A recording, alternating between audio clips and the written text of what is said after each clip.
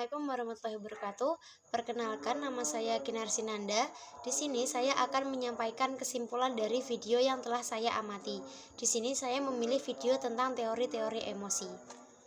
Awalnya, emosi itu merupakan salah satu bagian dari diri manusia, yang mana di dalam diri manusia itu ada tiga. Yang pertama afeksi, yang kedua kognisi, dan kemudian yang ketiga psikomotorik. Kemudian emosi masuk ke dalam yang mana?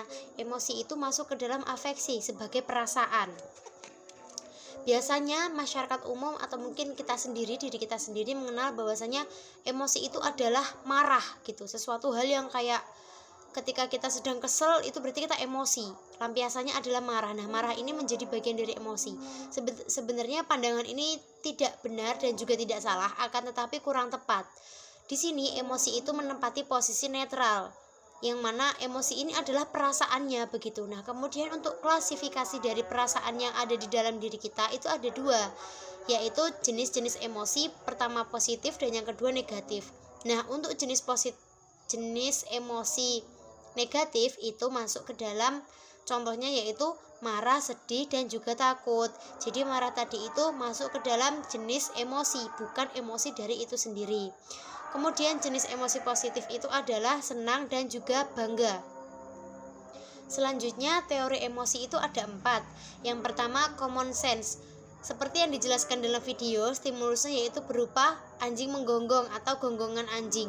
Nah, di sini manusia itu mendahulukan rasanya, yaitu rasa takut terhadap gonggongan anjing tersebut. Kemudian baru seorang manusia tersebut memberikan reaksinya, yaitu berupa teriakan, atau mungkin bisa ketika ada anjing menggonggong itu manusia itu lari gitu karena ketakutan.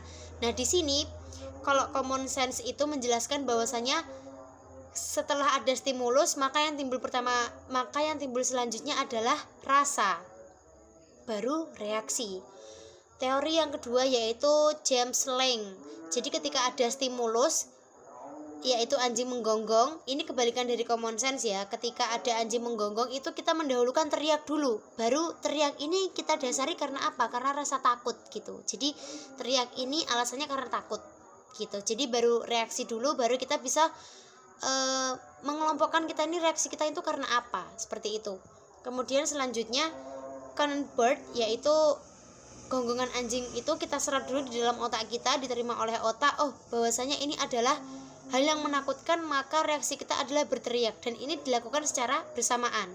Dan untuk teori yang terakhir yaitu shatter, yaitu ketika ada anjing menggonggong kita memberikan reaksi yaitu berupa teriak, kemudian kita memahami kita ini teriak itu karena apa sih gitu, dan itu reaksinya diberikan secara singkat ya, dan itu masuk sebagai rasa takut gitu. Kecerdasan emosi itu lanjut kepada kecerdasan emosi ya. Kecerdasan emosi itu 50% lebih mempengaruhi kesuksesan seseorang gitu.